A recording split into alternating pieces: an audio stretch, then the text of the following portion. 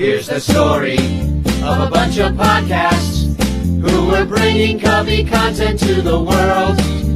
All of them did their own show.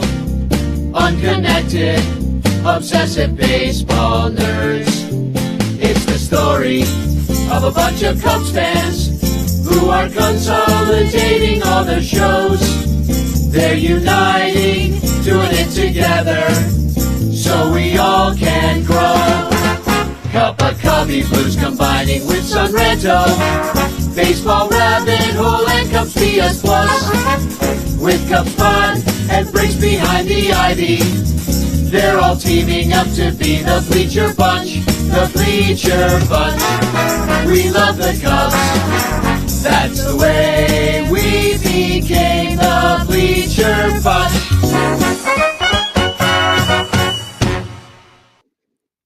Well, hello there, and welcome to the Bleacher Bunch. My name is Danny Rocket. I'm here with Mike Waller today, and we're here to talk all about the series in Minnesota and the final series before the All-Star break against the New York Yankees. And we'll just start with thanking our Patreon supporters. How about that? Yes. Thank you for our 102 Patreon supporters. You guys rock. You're why we do the show, frankly. And you can find out how to join us at patreon.com/Bleacher Bunch. I also want to thank Blake Beard, Rogue Wave Creative, and the sponsors of our show, also In the Clutch shirts and Matt Kammerer's Permanent Paintings. Matt Kammerer, once again, knocking it out of the park with the Ranter Fest 2025 logo that he's created with Bleacher Jeff as Jesus and Pacho Boy. I mean, this is just one of the most incredible things. I finally sprung this on Bleacher Jeff today, and his reaction was, "Oh wow, Jesus!" That's pretty much, and everybody else loves it. But anyway, thanks for being here, Mike. Thanks for being here, and how you doing? This is a little afternoon, the little change of pace here, little afternoon show. I've had a crazy busy week, and when we were talking about the show, I was not going to be able to do it tonight. And when you brought up post game, I was like, I think I probably can. So here I am. Yeah, us old guys could really use some daytime shows. I start to turn into a pumpkin after dinner. You know, it's kind of difficult to get up, and then I drink a bunch of caffeine, and then I'm up till 2 a.m. You know, that's the issue there. But it was a little bit of a disappointing series, you know, after beating the Cardinals 2-3 and playing and sweeping Cleveland at home. I wouldn't say the Cubs have road woes. Most teams do a little bit worse on the road than they do at home. But yeah, this wasn't exactly, we got off on the wrong foot. Let's, losing 8-1 in the opening game. Shota on the mound and against a man whose name, Woods Richardson, goes from butt cheek to butt cheek and up around his shoulder blades. Woods Richardson, it makes me like, if I was a major league pitcher, I would legally change my name to have extra names just so I could have the wildest jersey of all time. Maybe a circle, a spiral around the number, maybe. But not a great start. What did you think about how the series? I go back and forth on this, and obviously they didn't play well the first two games. Actually, the first game I didn't watch. I was out that night, and I came back and I was going to watch it. Started on delay, and then saw the score on my iPad and was like, "Oh, nope, not watching that one." But when I went to look at the yes, salt and burn the DVR. But when I went through the box score, it wasn't the way I'd expected it to go. Because it was actually a pretty close game until the Porter Hodge inning, and that's. It's funny to see games like that and the way the Cubs have been playing, and then go out to social media because, every time the Cubs lose a game, it's, oh my God, they suck again, basically. And same with the bullpen. But this team has been weird because the bullpen has really been largely great with guys you would never have expected to be great.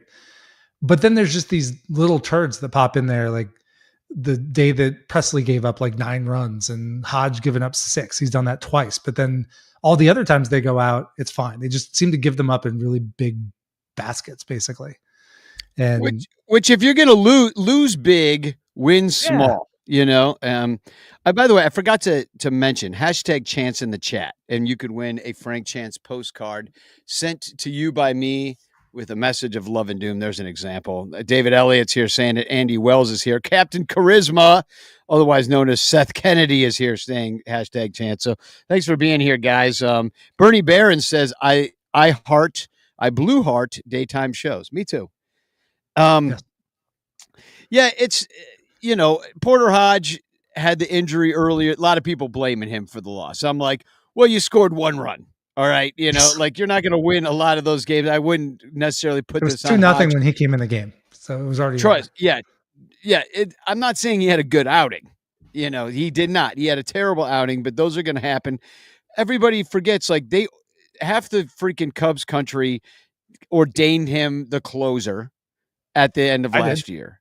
Yeah, and I think that most of us thought he was at least a solid bullpen arm, somebody that deserved a chance. But he got hurt. So Ryan Presley stepped in, couldn't do the job, gave up 9 runs in 1 inning in one of the most wildest innings that's ever existed, really, in baseball. And then Daniel Palencia steps up with his fastball, figures out how to not to walk people anymore and control that thing.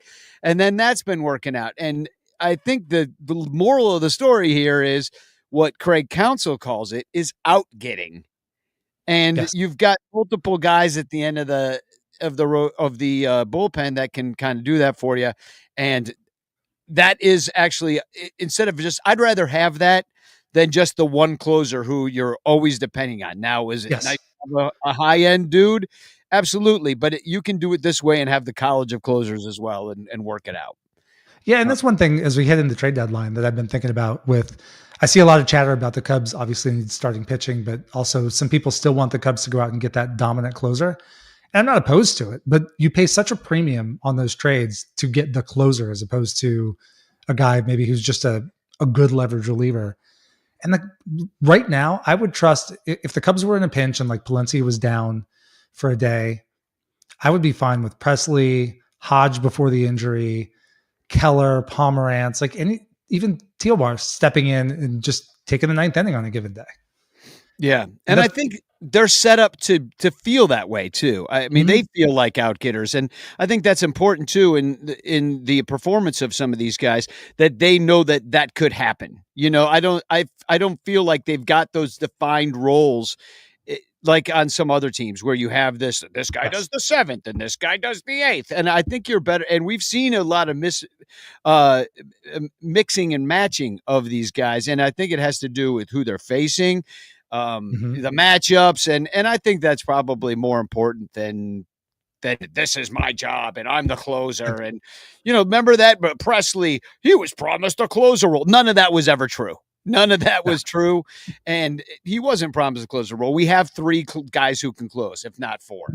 So I think that's positive. My problem with that game, that first game, the offense really let us down. There was that one inning, I think towards right before they really blew the game, right before Hodge blew the game. Yes. There was the inning in which you had 2 on and basically the heart of your order up. And you had PCA, PC, I forget which order it came in, but it was PCA and Bush and Suzuki. And they all 3 of them failed in that inning right before the blow up. And that's what bothers you. It's just like you had momentum on your side, 2 on, you could have easily tied it up. We've seen the Cubs put up big slanty numbers in situations like that with all their sluggers coming up and nothing happened. So I think that's your bigger issue in that game. But I can't complain about the offense overall. No. And that's the thing. Like, there are moments where I'll watch a game and it feels like get 2 guys on for Dansby. He doesn't move anybody around, doesn't move anybody in. And it feels so much like last year or the year before. But that's just not who this team is. Like, we'll see that for a game or 2. But then all of a sudden after that, they come out. And one of the things, so they got the win today in the series. You look around baseball, the Dodgers just got swept by the Brewers. They've had a couple rough stretches this season. Tigers have had a rough patch. Yankees have had rough stretches. The Mets seem to be falling apart. All these good teams have had really bad stretches. And the Cubs, I mean, people were referring to the June swoon when they went 13-13. Like, they just haven't stretched bad baseball together. And knock on wood, hopefully they don't. But well, even today, you lose 8-1, you win 8-1, you lose that middle one, normal score 4-2. But so even today, when you get your stopper, the guy who stops the losses, it's Colin freaking Ray. It's a guy that wasn't even in the rotation to start the year. Matthew Boyd, nobody thought he would throw 100 innings, maybe, like we didn't know. And 130 tops. Well, he's already had 100 innings, and half the season just has gone by. So, these guys have been your stoppers and keeping you from losing 3 in a row, 4 in a row, 5 in a row over multiple times, and then having those losses sort of pile up. That just hasn't happened this year like it did last year when you would hit these bad stretches and you ended up too far behind. But, that's been positive, and I like what Bill Sugas. Hi, Bill. He's here in the chat. Says Cubs seem equipped to win a 7-game series, but best 3 of 5 could be trouble since they need to see pitching multiple times to score. I mean, it's gone both ways. Like, it's really kind of hard for me to put my finger what this team specifically is. It's just a team that regularly wins 2 or 3. Mm-hmm. And in different ways. You can win 3-2 with good pitching. They can win 8-2 with good pitching. Because and great offense. Like, they've been able to do it all ways. They won that one game against Cleveland the other night with nary a hit. Yes. In the 10th. So they're able to scratch out runs sometimes. People, the moment they complain about, they rely too much on the long ball, then they win a game with base running. It's like they have a lot of kind of arrows in their quiver, right? And we kind of see it all. I'm not going to be too, like you said, go on Twitter. It's like the sky is falling, the season's over, and where the Dodgers just got swept. We're the second best team in the National League. The sky is not falling. Yes. We are good, as Miggy Montero would say. Yeah, and when Sarah Sanchez and I did our episode on Cubs PS Plus before the season started, kind of redoing Jed's off season, one of the things we really hit, and we're going to be doing it again the next week or two to revisit that discussion, was sort of the top end talent versus the depth, because we all wanted bigger name starting pitchers, maybe that big closer. But I got to give Jed some credit, because this team, not only is it deep, this is one of the deepest teams I've seen for the Cubs in a while, but they put a lot of pressure on you in a lot of different ways. Like, they're aggressive and they're fast on the bases. They take walks, they work counts, they put pressure on the other team's offense by catching every damn ball that gets anywhere near guys. They just can beat you in so many different ways. And I think that's why we're not seeing the long stretches. Like, it's not like last year, the Cubs just couldn't score. So if the pitching faltered at all and had a 10-game slump, then you're probably losing 8 of 10. Well, and this year, the only team that scored more than them and took an extra game to do it are the Dodgers. Scored one more run than them. Mm-hmm. And the Cubs are second in baseball in runs scored.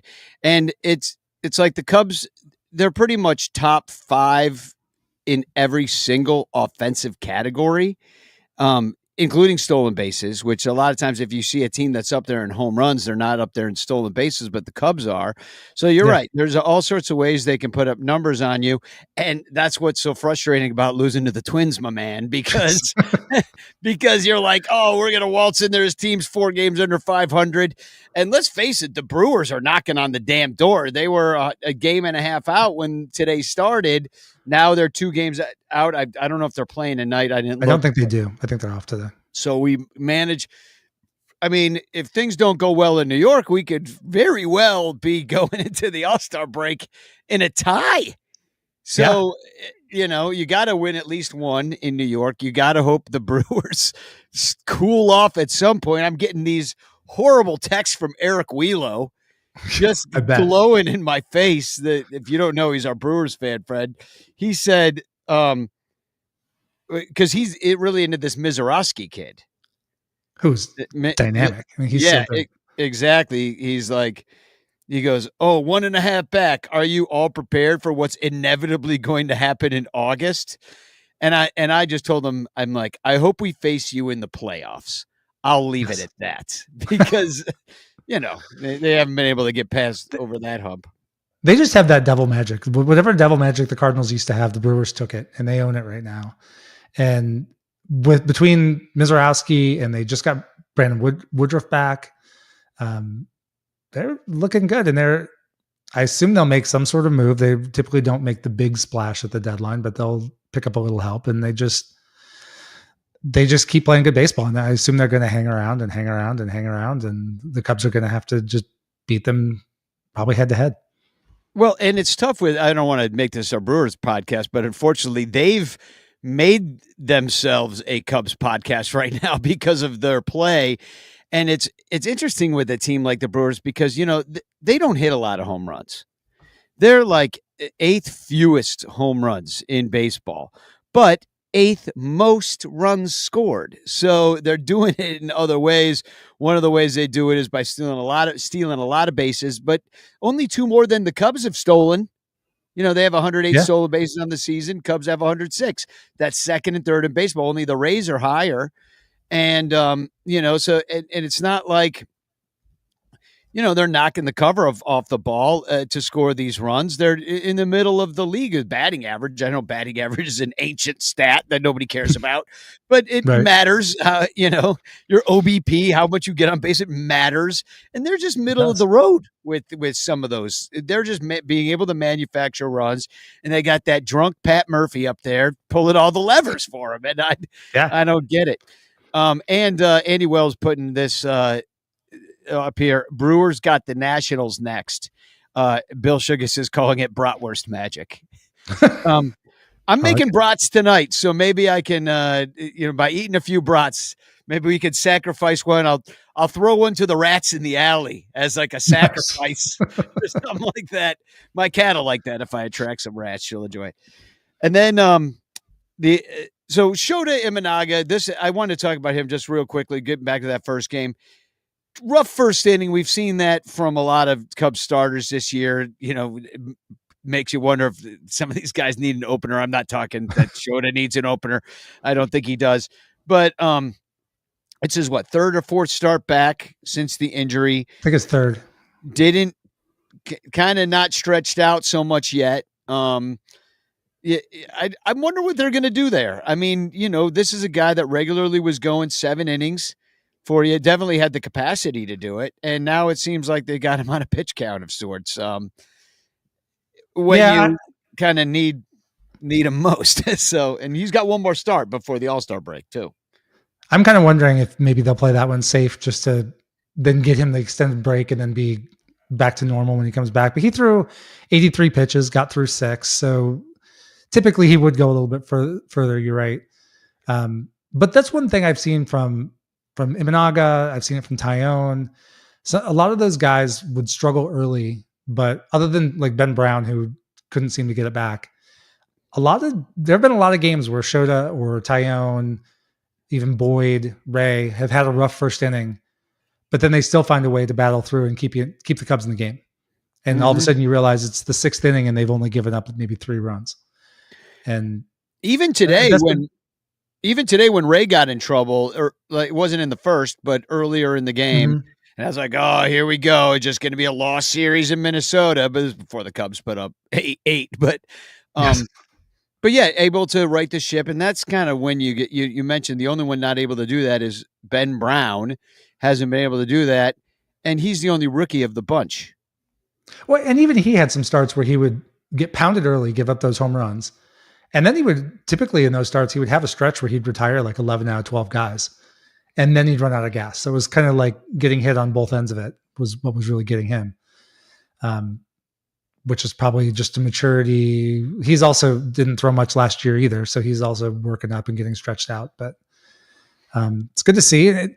But to the depth point I was making earlier, it's been good to see that the Cubs have been able to weather missing Shota for almost 2 months, losing Steele for the year. Tyone's down, but now they have Jordan Wicks healthy, who's been throwing really well in Iowa. Looked good the other day in a relief role.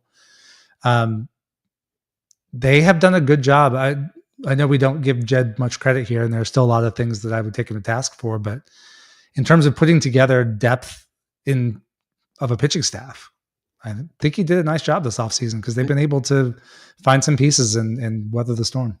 Even John Birdie out there eating some outs out there on the mound on Monday night. I saw the lineup when he started, and I was like, oh, I forgot he was on the team. Yeah, I mean, I can't believe they would start the pitcher at third base. Just incredible. But and then the other game that we didn't really talk about too much. We didn't talk about either today's game or yesterday. But yesterday, Cade Horton got roughed up early, but managed to right the ship a little bit. Didn't go very deep into the game. Just I don't know if it's just like kind of rookie jitters kind of coming back around, or they're figuring him out and he's going to have to make some adjustments, or who knows. He's a very talented pitcher, but you only lose the game 4-2. Once again, I blame the bats for not showing up in this one. But Cade,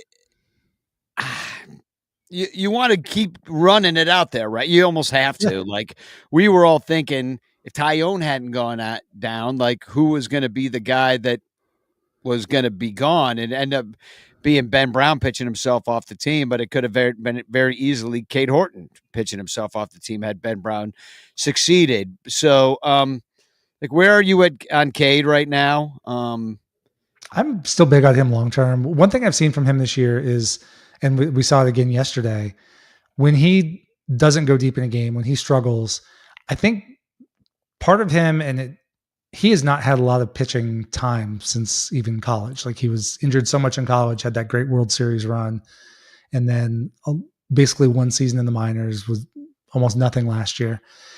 And he's just not quite efficient with his pitches. It's like he's nibbling too much, trying to go too much for the strikeout. Because like the other day or yesterday, he went 4 2/3 innings, didn't pitch great, gave up 6 hits, only walked 2 guys, but he threw 94 pitches and he didn't clear 5 innings. Yeah. That's just not going to get you deep in a ball game. And I like that he is stretched out to throw 90 plus, but he's just got to get more efficient. And maybe that means a little bit more pitch to contact. But I think he's a guy that you just have to throw out there. Now, if the deadline comes and the Cubs do trade for 1 or 2 starting pitchers, obviously somebody's going away, and there's a good chance it's him, or maybe he takes a relief role. But, the other thing about this pitching staff right now is that as these guys have gotten hurt, when Jordan Wicks was photographed by Sam Bernero coming into Wrigley Field that day, and we didn't know JMO was going to the IL, I was looking through the roster trying to figure out, well, okay, who's going to go down if it's not an injury? And really the only guys on this team right now that have options as far as pitchers go are Cade, Hodge, Palencia. I think that's it. Like, all those other guys, if you are going to move somebody out, it's a DFA situation, and they're all pitching too good to DFA. Yeah, and we all know that, like, Jed likes to keep his GI Joes in the packaging as much as he can, and definitely makes rules. He has been known to make decisions based upon the options that a guy has, as opposed to maybe who's doing the best and what might be best for the win today. He definitely can take a long-term view with that kind of stuff. Yeah, and then today, PCA, the All-Star, 2 dongs. They put up 8 runs. Run differential saved for the series there. They win 8-1, they lose 8-1, they lose 4-2. So they only went down 2 on their run differential, which I know so many fans just care about within the last 3-4 years since this became a thing.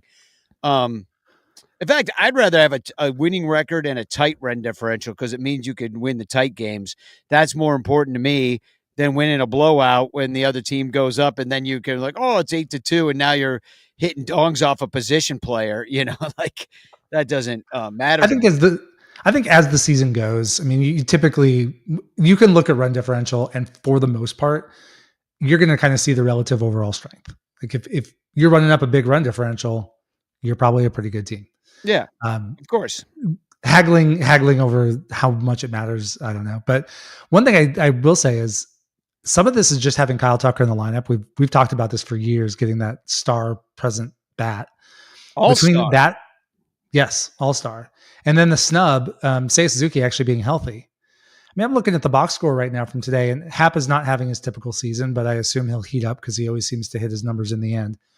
But just looking at OPS, Kyle Tucker's 897. Seiya Suzuki is 874. PCA is 869. Michael Bush, 934. Nice.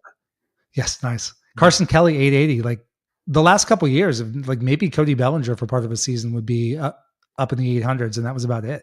Yeah, and that's what you were always looking for, is that like 800 number, and it's like a rising tide lifts all boats, and you just kind of lengthen the lineup like that. You give somebody like Seiya protection, and let's face it, like nobody knew PCA. Remember, like last year, people were like, "Oh, PCA, if he can just be a league average bat, boy, he'll still be valuable out there with that glove." And now we got a guy. PCA as MVP, could be. I don't know if they'd give him that just being so young. Oftentimes it's a little bit of you got to have some kind of track record, but Bryant did it. Sometimes it depends on how good your team is too. And I mean, that was the case for Chris Bryant when he won the MVP too. That lineup was stacked.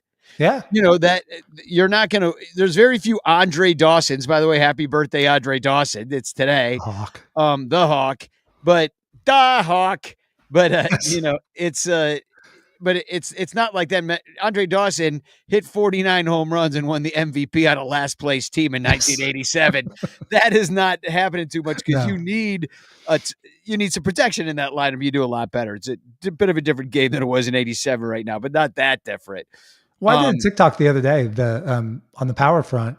2 years ago, Cody Bellinger led the Cubs with 26 home runs. Last year, I think Happ led with 25. We've already got like 3 guys with 20 plus home runs. I mean, yeah, totally different story. Yeah. And I don't know. PCA is just so much fun to watch. The guy just does stuff every day that I just marvel at. I mean, it's unreal. I mean, dude, they're chanting his name, PCA, on the road. Now, I know Cub fans, they travel. The team is good, so they're going to bring out some more fans. I get all that. But can you imagine going to a ball game? Like if I'm in Wrigley Field and, they're chanting the name of an opposing player because they showed up in droves, like, we would have enough Cub fans to probably drown that out for the most part, and boo it down or something like that. Mm-hmm. Even on an empty day at Wrigley, we might have enough to drown it out. But I mean, these are audible chants that you hear on the broadcast. Mm-hmm. It's exciting. It's been a while since we've had an exciting player like that. And frankly, the only player, maybe Kyle Tucker could go to the Hall of Fame. Yeah. And Kyle Tucker will not go to the Hall of Fame unless they re-sign, or in a Cubs uniform, unless they re-sign him and he has a Hall of Fame rest of his career. Or at least most of it. Mm-hmm. The PCA, though, they lock this kid up now. Who knows? Like this could be one of the greatest players to really ever play the game. Like I don't think I'm overstating that. Like the defense, the power, the speed. Mm-hmm. We're talking like Willie Mays kind of tools here, and I know that's sacrilege for him to say that at this early stage, but I'm sure that people were saying that about Willie Mays, about saying, "Oh, he's the next Tris Speaker" or something like that. And and they were right. Those people were correct. He was. I think the big thing. Yes, I think the big thing I worry about with PCA, and it's not that different from what we saw with Chris Bryant, is KB came up and had those amazing seasons. I could argue that his 2017 season was actually even better than his MVP season before the injuries hit in. But he plays with such recklessness out there.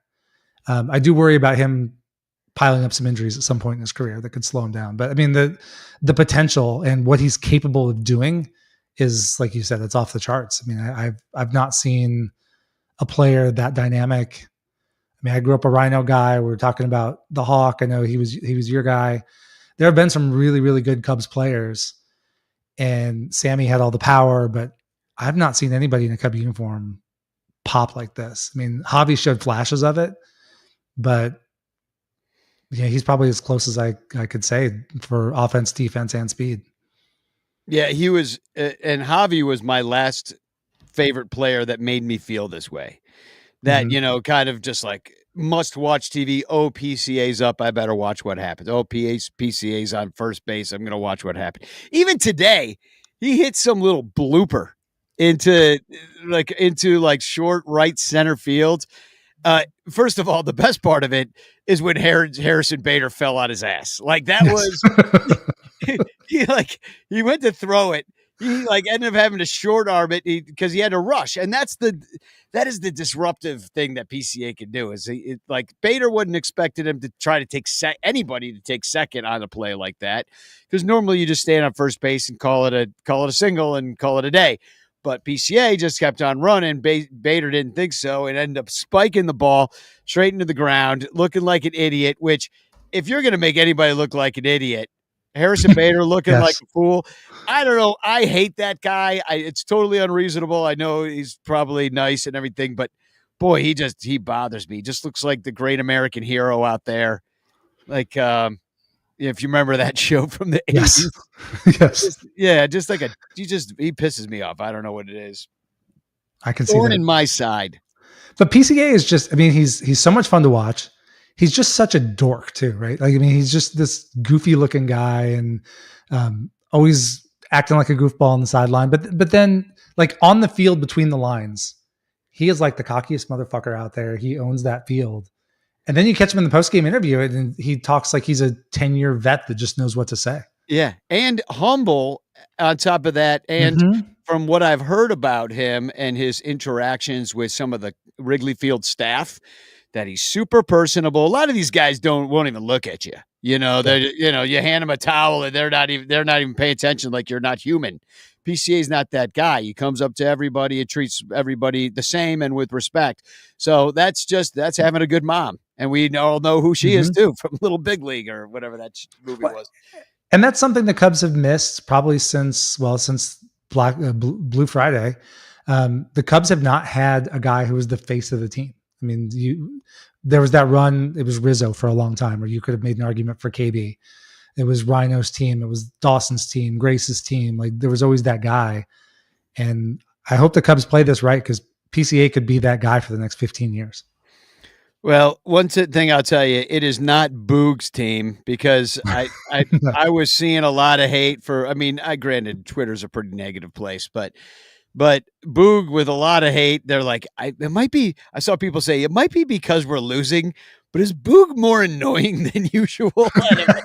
Like, no, he's always this annoying. But I don't know if you caught the segment on today's game where Marquis thought they'd be clever, and they did a Mary Tyler Moore segment as Mary Taylor Moore, as in Mary Taylor McGregor Moore, and they did kind of the Mary Tyler Moore theme song with. I caught the very end of it and I didn't know what they were doing. I had a meeting and I had on mute. I saw the whole thing and I didn't know what they were doing. So it was, oh boy. I'm like, first of all, Mary Tyler Moore is an irrelevant reference unless you're, I mean, look, I'm 51. This show is before my time, okay? Yes. I don't know. Granted, it is Thursday freaking afternoon. It's summertime, so maybe more people are off, but it is Thursday afternoon. I understand your audience is probably in their retired, mostly retired, or like on like half days. But it was a rough segment. I'll tell you that much. It wasn't even that well done. I'll tell you, I have defended Boog a little bit. I wanted to give him time because, like, I didn't like Len Casper at first, but by the time he left, he was probably my favorite Cubs announcer this side of Harry Carey. So I wanted to give Boog time, but I think it's not working. And then I think he does seem worse this year because we're getting so much more Alex Cohen, and Alex is good. And everybody's going to get some hate here and there. Some people like Boog, and hey, that's all on you. And some people don't like Alex Cohen. My overall problem with the overall broadcast is kind of what we saw today, which was, first of all, the constant references to dudes from other teams that remind you of guys that you currently have. Like, hey, this guy reminds me of that guy. And they'll bring some obscure name from like 1978 Cleveland Indians. And I'm like, no, who cares? And it's like the worst, nerdiest baseball people. And I can nerd out with people too. Like, I know a lot of names, from the past, but it just seems so irrelevant when a baseball game's going on. And Terry E said he did like JD as Lou Grant. And I think they did do something like that. But once again, this is the oldest reference. You know, Yes. you're in your 50s, I'm in my 50s, and we didn't watch that show as kids. No. That was like our parents watched that. Like, that's how old that reference is. Well, and it's so different watching the game today. Like I've got 3 kids. 2 of them are pretty into baseball. My oldest will watch a game occasionally, but he'll watch highlights and stuff like that. My youngest, Andrew, who you met last year at CubsCon, he will sit down and watch a game. He's probably the most pure sports fan of my 3 kids. But it is just so hard. Like these broadcasts never address the young fan. I mean, it's references like this. Football is sort of its own thing, but like basketball, love the NBA or hate it, they're constantly aiming for that young audience. They're shooting for those teens and 20s. Baseball just doesn't do that, and this just it kind of further cements baseball's image as this old, staid, kind of past its prime kind of sport. And it's too bad because right now I think baseball is about as good as it's been. There are a lot of really dynamic young players, a lot of talent out there, and they're just doing a really shitty job of selling it. Yeah, Rogue Wave Creative says, wonder what percentage of people just watch the game with the music or the sound off. I'm one of them, and Bill says that's his ESPN strategy. But I do all the time. I'll listen to Miguel, or I will listen. I've just bought a new radio. It just came from Amazon. It wasn't a Prime Day special. By the way, if you're shopping on Prime Day, shop through our links at sunranto.com/stuff. Just click the link and buy your crap, and then we get like a penny. But it's one less penny that Jeff Bezos doesn't get, so that's good. Right. It's just like, sorry, I lost my train of thought. But what were we just talking about? Oh, how terrible Marquee is. Listening to other things while you're watching the game. Oh yeah. I just bought a radio. Like a physical radio, because the physical radio is how I get the information the fastest if I'm not at the game. A physical radio, because there's a delay on the app. There's a delay on Marquee that's actually behind the app. So, Marquee isn't even, it's like the fourth latest feed. Basically, it usually goes Miguel in Spanish.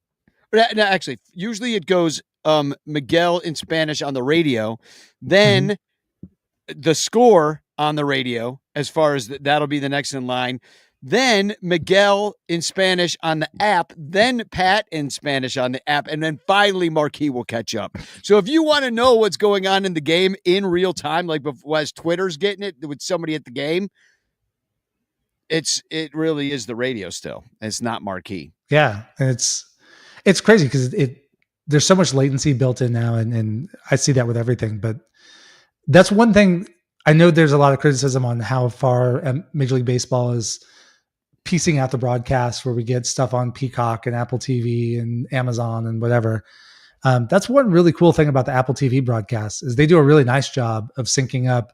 If you want to listen to a radio feed, it'll sync right up with the game, and they just handle it, which I think is really cool. Their broadcast production is top notch. I get that not everybody has it, and it's always annoying. Although I'm finding it really hilarious every time this comes up to see all the rants about how money grubbing the Cubs are to put their game on Apple TV, as if like the Cubs are making this choice not to put it on Marquee. Yeah, exactly. When they're probably losing a bit of money by not having it on Marquee. Yeah. So, well, why don't we take a break and we'll come back and talk about the Yankees. The Cubs are going to go to New York and play the Yankees. Tough place to play. I would like everybody to join us on our Bleacher Bunch Patreon, patreon.com/Bleacher Bunch. It's how do you support all the shows, especially Cubs Pod. We've been giving that away for free this week, heading into the All-Star break, maybe heading even up to Rancher Fest. We'll give it away on our regular feed, but why don't you subscribe for the ad-free feed, patreon.com/Bleacher Bunch, and also a commercial for In the Clutch shirts. We'll be right back. The Bleacher Bunch brings you great shows like Sun Ranto, Cubs PS Plus, Bricks Behind the Ivy, Cup of Cubby Blue, and Baseball Rabbit Hole. but you could be getting so much more when you subscribe to our Patreon page for as little as $1 a month at patreon.com/BleacherBunch. Get access to our exclusive daily show Cubs Pod, where we recap every single game. Plus, be the first to hear Cubs music, get early access to events, and receive an invitation to join our Discord Cubs community, where fans just like you show up every day to rant and rave about our beloved boys in blue. Most importantly, 10% of your Patreon pledge will go directly to help the Lost Boys Youth Baseball program. So join us. There are perks at every level, like the Renter Calendar, absolutely free, and name recognition for you or your business. We are independent Cubs podcasters, and we need your support. Otherwise, we'll quit. Seriously, we'll all quit. Some of us might even die from your lack of support. In fact, the cutest little puppy you've ever seen will die if you don't support the Bleacher Bunch at patreon.com/BleacherBunch. We promise to spend all the Patreon money on tickets and beer and all the dog crap we have to buy just to keep our podcast rolling. So give us your money, and we'll waste it far better than you will. Patreon.com/BleacherBunch. Free trials are available, but don't do a free trial. Just join, okay? Okay. Patreon.com/BleacherBunch. In the clutch, in the clutch. Buy t-shirts from In the Clutch. Take it from the Bleacher Bunch. You'll love the shirts from In the Clutch. In the Clutch shirts are comfortable, stylish, and guaranteed to get you laid. Plus, they're proud sponsors of the Bleacher Bunch. Use promo code BleacherBunch for 10% off your purchase. Nice to feel and soft to touch. That's why you will get laid so much. Wearing a shirt from In the Clutch. And you can thank the Bleacher Bunch. In the Clutch, in the Clutch. Buy t-shirts from In the Clutch. Remember the code Bleacher Bunch. Save 10% at In the Clutch. In the Clutch, in the Clutch. In the Clutch shirts actually not really guaranteed to get you laid. All right, we are back on the Bleacher Bunch. Thank you to In the Clutch for sponsoring our show. And Matt Kammer's Permanent Paintings, the maker of the Rancher Fest shirt. Check, I'm going to put this graphic up once again if you missed it earlier in the show. This is the Rancher Fest 2025 logo. August 2nd, we're going to be rocking over at Output Wrigleyville at postgame and pregame at Almost Home. So, and Mike, you're going to be there. I am. So I'm booked for hotel and flight, so I'm all set. Sick. Hashtag Chance in the chat. You can win a Frank Chance postcard sent to you by me with a message of love and doom. Jay McGinnis or something is saying, are you still doing the regular show tonight? We are not doing the regular show tonight. Everybody's busy tonight. So unfortunately, fortunately, we're doing it now. But I'll tell you what, I will rebroadcast this show this evening at 8:00 if I have time to figure out how that works. But hashtag Chance in the chat, win your Frank Chance postcard sent to you by me with a message of love and doom. Bill's here doing it amongst others like Chris Salato, Fitzy Sean, Bernie Barron. Thanks for being here, you guys. And I hope to see you guys at Ranter Fest. And Bill Sugars is just happy that we're doing this before his bedtime. So thanks. He goes to bed about 8:30 like a toddler. So Yankees. New York City, my old stomping grounds. Lived there for 18 years, right by Yankee Stadium, not too far away. Okay. Caught a lot of games in the old stadium and in the new one. Not my favorite place to watch a baseball game, mostly because Yankee fans are abysmal people. I'd much rather. I mean, listen, they would boo their own grandmother at her funeral. You know what I mean? Like, these are just terrible people. You hear about Philly fans. These are guys like are Philly fans. But with a little bit more intelligence, so they can and a lot more entitlement. Exactly. So it's just a terrible combination of human and it shows up in the Yankees record because they're 51-41, which that's not going to blow the doors off anybody's season. They're having a good season, but they are 28-17 at home. And, so that's a much better, winning percentage. However, They have not been that good lately. Like you No. said, a lot of these teams have some flaws. Yankees are amongst them. I would say Cubs in some ways are a more complete team than the Yankees are, or at least have I would shown. agree. And they're 4-6 in their last 10. Cubs had a little stretch like that recently too. There were 18-19 in June and July so far, so they're one under within the last month and change. And remember when we all wanted to extend Marcus Stroman? Cubs are going to miss him in the series because he's pitching tonight, but he's 1-1 with a 7.45 ERA. The Yankees just cannot get rid of that guy.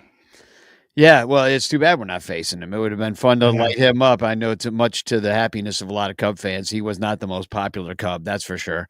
And they recently, I mean, I was kind of surprised to see Toronto sitting up on top of the AL East. I mean, it's I think a lot. I don't think anybody was picking them, and so they're there now. And they got the Yankees got swept by those guys. That's how they ended up on top because the Yankees are in second. And the Yankees lost to the Mets, which I know they didn't like.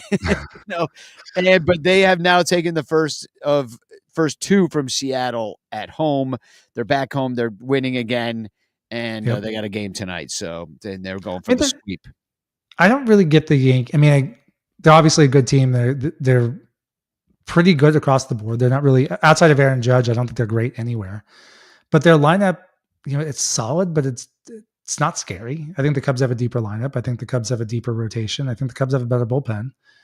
But at the same time, the Yankees, despite that, and to your point earlier about run differential, they have the third biggest run differential in baseball at plus 105. So they are definitely knocking some teams around.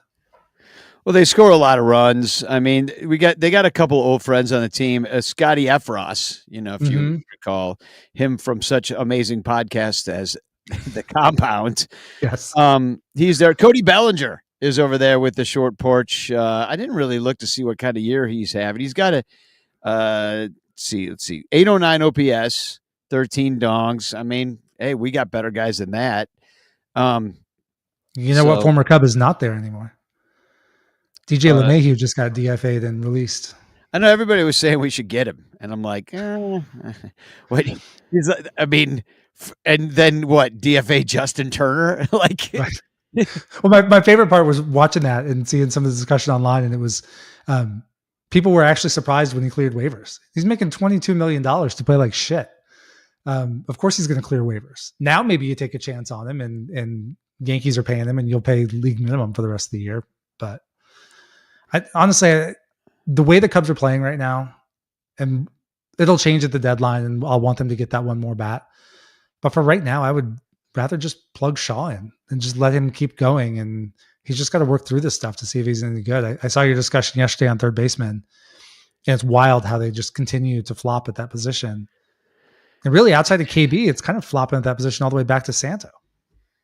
Well, I mean, you got a Ramos Ramirez in there, that worked out, but the problem, I mean, third base is just like normally a power position, and that you kind of want a guy over there that's going to hit a few dongs for you. Matt Shaw was never really predicted to be that guy, but the problem is that he's batting .058 in the last month or something like that, and it just becomes unplayable.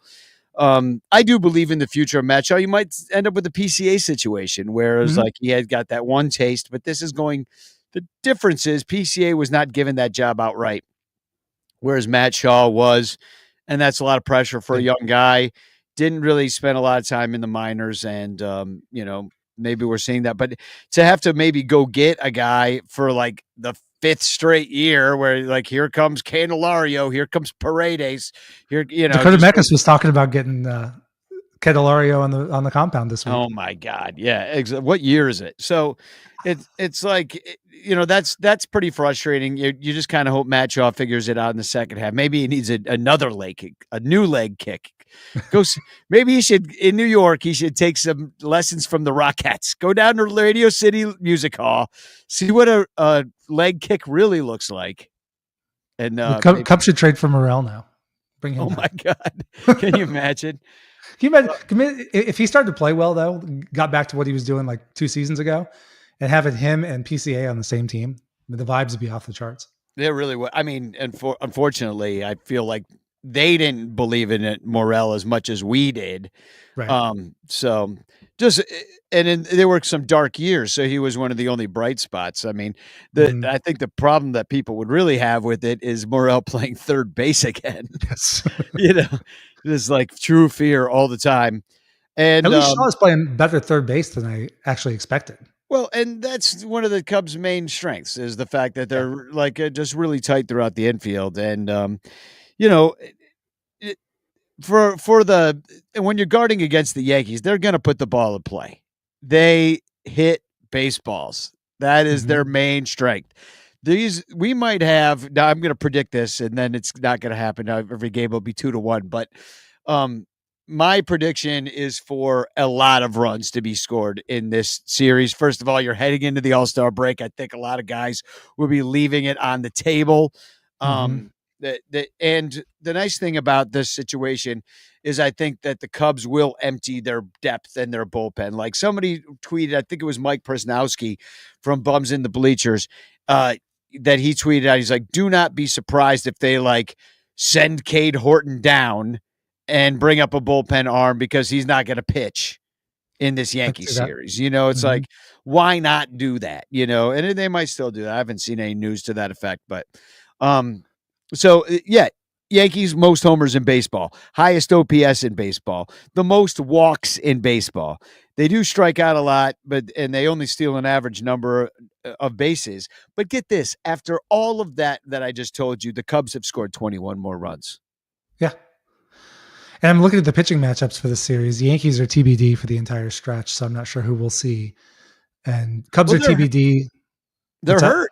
I mean, the Yeah. Yankees they're a little hurt. I mean, they had a debut of this dude the other day. I don't know if we'll see him. Cam Yes. Schlittler. That name makes me nervous to say. Schlittler. Yeah, I don't like it. Um, Um, but yeah, I guess he's a prospect. Let's see, what was he? Round 7. He was picked in 2022, but I guess they like this kid. okay. Yeah, I'm looking him up right now. He had a 282 in the minors through 76 innings pitched. That's good, but that's minors. Yeah. But 99 strikeouts in 76 innings. That's pretty good. Yeah. So they're excited about this guy. And the Cubs are going to have, I guess tomorrow will probably either be an opener or piggyback situation. Excuse me. Probably Bullpen Flex game, in the maybe. Wicks. I can see Wicks getting the start. That'd be interesting for the Cubs to potentially throw 3 lefties at the Yankees this weekend. Because they've got Boyd going on Saturday and Shota on Sunday. I mean, the Cubs kind of throw lefties at every team, don't they? I mean, it's kind of our thing. So I did not look at how the I'll look it up right now real quick, like how the Yankees do against lefties. I should be actually looking that up for pretty much every single team. Well, maybe I'll do it later. I'm having trouble finding that situation. Oh, it's because I'm on hitting. Anyway, we can keep going through this. Their pitching really is kind of average. They've been a little, you've got Garrett Cole has been hurt. He's out for the season, right? Yeah. Tommy John. Yeah. I think. So yeah. So their team ERA is actually quite similar to the Cubs team ERA. It's right in the middle of the league, mid 3s. But when you look at their bullpens, the Cubs bullpen has really shot to the top as far as really success. And they've got a 3.36 team ERA. They were down at the bottom of the league after April, and they've just totally turned it around. The Yankees, though, however, have fallen.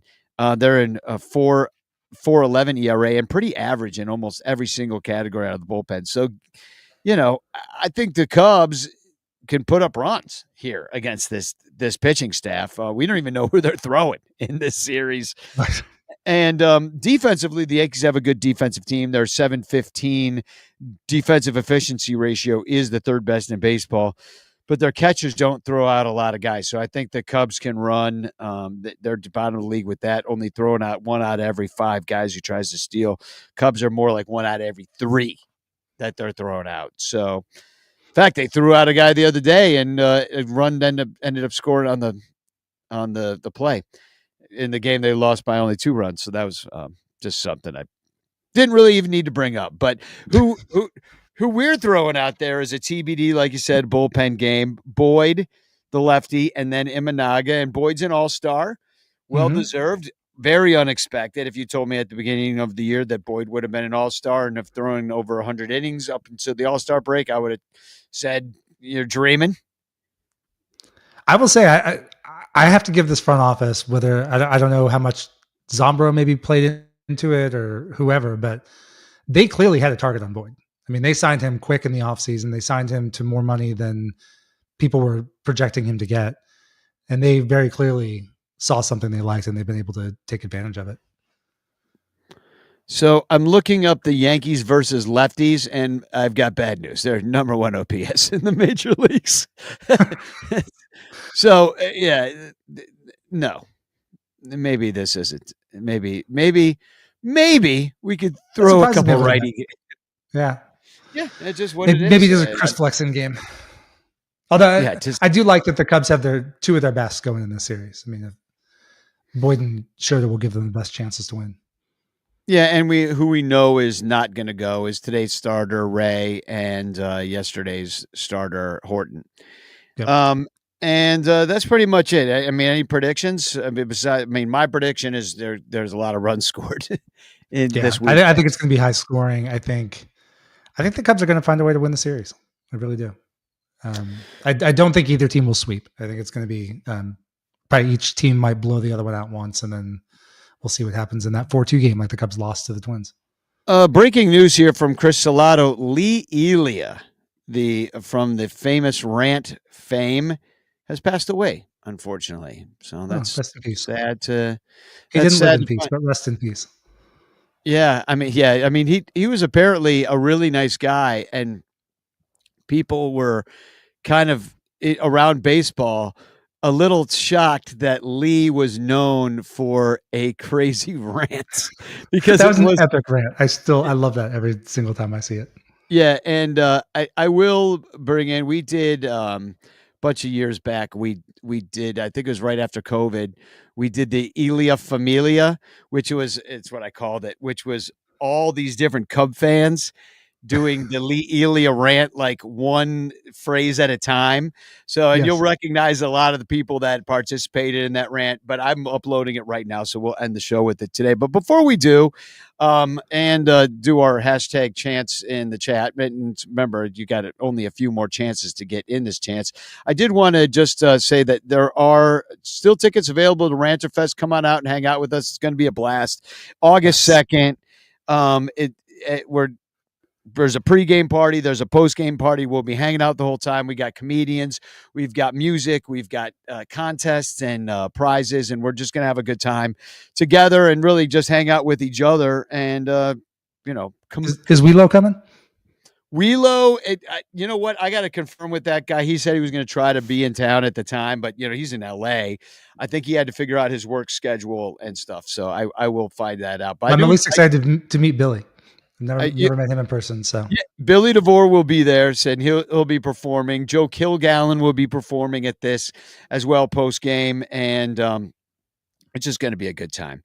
And then so get your tickets now at sunranto.com/ranterfest. But before that, next Friday on the 18th, Bleacher Bum Band is playing at Output Wrigleyville. So come on out and see us. It's a free show. We'll be going right after the game. So that's at Output Wrigleyville. That's also where we're throwing Ranterfest. Those guys are nice to us. I'll be in St. Louis the weekend of the August 8th through 10th. We're getting tattoos from Matt Camber. We're watching some games, and we're going to go see Joe Kilgallen down there because he's playing in St. Charles. Cincinnati, we're going to be out there on the 20th of September. So that's going to be kind of like, we're going to try to get some group tickets for that. And Billy said maybe we can hook up with like some special seats. And then the week after that, we're going to be celebrating Dan Nielsen, our fallen ranter. We're going to get some group tickets for that game against the Cardinals on the Saturday, the 27th. I was just talking with Dan's mom. So if you'd like to come in and be a part of that celebration, it's the last weekend of the regular season. And we're going to get some group tickets, hang out with Dan's parents and his family, and celebrate the life of our friend Dan. And so anyway, be a part of that. Hashtag chance in the chat. Your last chance to get in the chat. Do you have any announcements, Mike? No, I really don't. It's I got to get back in the flow. We've had high school graduation, vacation. I got to get back in the flow, getting my show out. But got a couple guests hopefully lined up coming on soon, so we'll get back to action. Well, you're here now on a show, but I can't wait for Cubs PS Plus to get back in. I always enjoy your insights on that. And it occurred to me I've never had you on Cubs PS Plus. Oh yeah, I'm not going on your show. I had Cotton on. We went for like 3 hours. I recall I listened to it at double speed.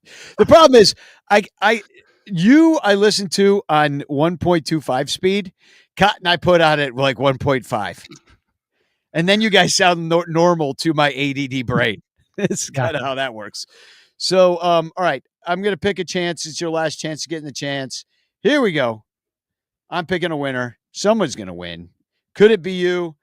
Now, if you win this, you are actually entered to win the big grand prize, which I'm not even sure what it's going to be at the end of the year. And the winner is Bernie Barron. Already has her tickets to Ranterfest. Can't wait to see her there. And just one of my favorite people on the planet. Bernie, congratulations. You're the champion today. I do want to say thank you to all of our Patreon supporters. Patreon.com/BleacherBunch is where you can join us and get our daily show Cubs Pod amongst everything else completely ad-free. And that's the show. I guess I'm going to play the Lee Elia Familia in honor of Lee, R.I.P. And everybody take care of yourselves. We got don't turn on each other. I'm seeing a lot of people turning on each other in Cubs. That's not how we win. Everybody support each other. Unless, of course, you're an asshole. Sure. Then fuck you. So, yeah. So anyway, that's all I had to say about that. Let's go get at least one more win, if not two, in New York and Spagog. Spagog. Woo!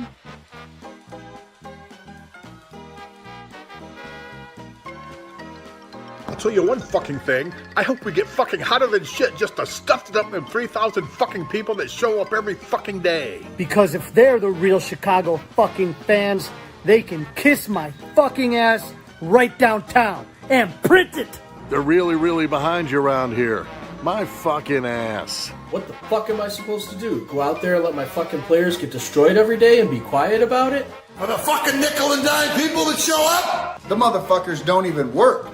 That's why they're out at the fucking game. They ought to go out and get a fucking job and find out what it's like to go out and earn a fucking living.